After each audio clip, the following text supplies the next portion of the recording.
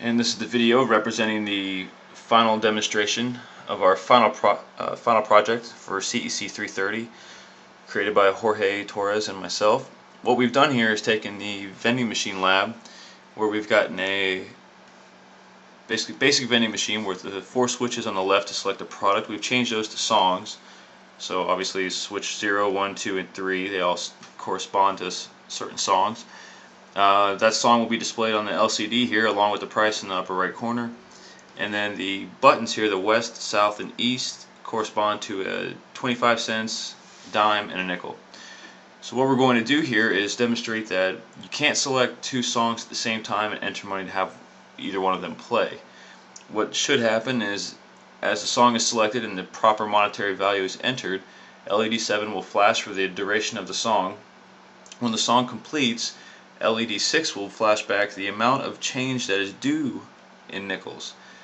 So what we'll do here is we'll demonstrate first the selection of 2 songs at the same time, try to enter some money, and then we'll go back down to 1 song and we'll just run through the entire lot of them. And what I'll do is I'm going to pause in between here so I can reset the floppy drives, because as on this table, as the song plays, this guy here just wanders all the way up and changes the way it sounds entirely, because the motor is pushing against the actual casing here, and it just sounds absolutely disgusting. But anyway, besides that, let's go ahead and select Tetris here, which is 4 for 75 cents, and we'll go with Mary Had a Little Lamb, which is 1, and we go right back to the select item menu, which if we did have the Himrose display here, the 7 segment, error would be displayed there. But since there's a conflict with the anodes for both the output pins here for both floppies, we had to remove that module. That wasn't really going to work. It was just creating some crazy looking displays on the 7 segment, which would have been cool to someone tripping on acid. Alright, so we'll start with Mary Had a Little Lamb. This was actually Professor Butka's selection because of the different frequencies, and that it actually demonstrates a rest between the floppy drives.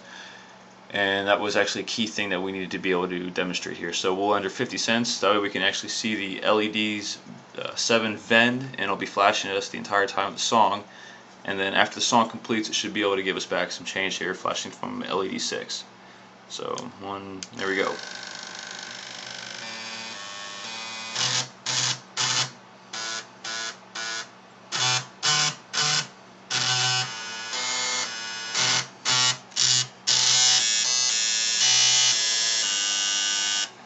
Alright, there's the flashing back of change, and as you can see the motor's traveled, so I'm going to give this a pause real quick, reset it, and we'll move on to the next song. Alright, so I just resetted just this one over here is still the same. We're still sitting at Mary Had a Little Lamb, or Mary's Lamb, couldn't fit all of it on there.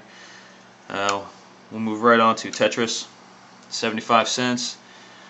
We'll go with 80. I'll at least be able to see a nickel flashback after we enter this in.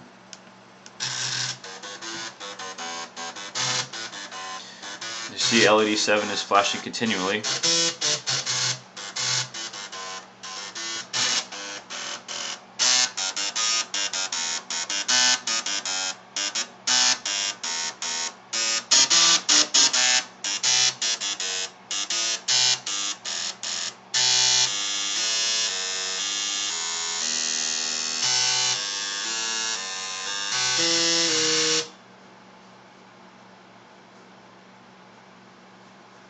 And I didn't get my nickel back.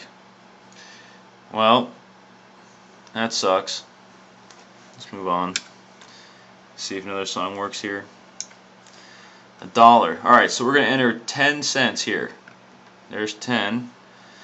And we'll enter the dollar. We should get 2 nickels back at the end of the 2001 theme. If not, I will have to go back to the drawing board. 2, 3, and $1.10.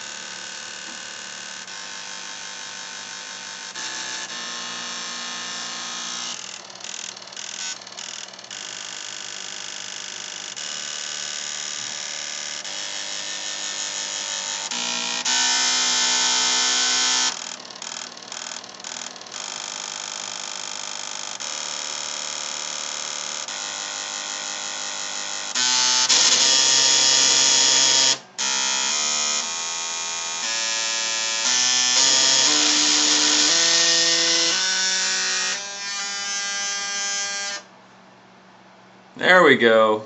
Got our 2 nickels. Don't know why I didn't do that in the last one. Alright, so the next song here is going to be Mortal Kombat. Select item 2. There's a Mortal Kombat theme for 65 cents.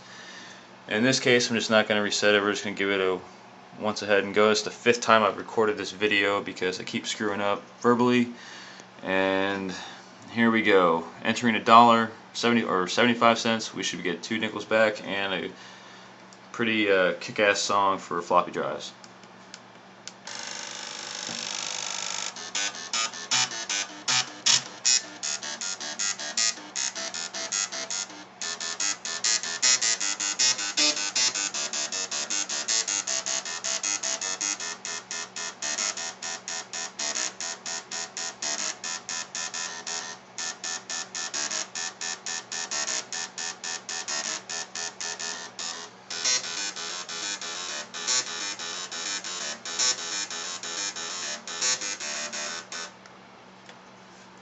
And there's our nickel back, and that takes care of that. Well, I hope you guys have enjoyed this as much as I have enjoyed programming it. It's actually a very difficult program, getting it to get over the hurdles, especially with the learning how to move the actual drives here and getting them to operate within the right frequency and durations. But other than that, it was actually really cool for the final product, even though it could use some little more tweaking. But overall, it's a very good learning experience, and I'm actually very thrilled that I got to do this and accomplish it. It's pretty cool. All right.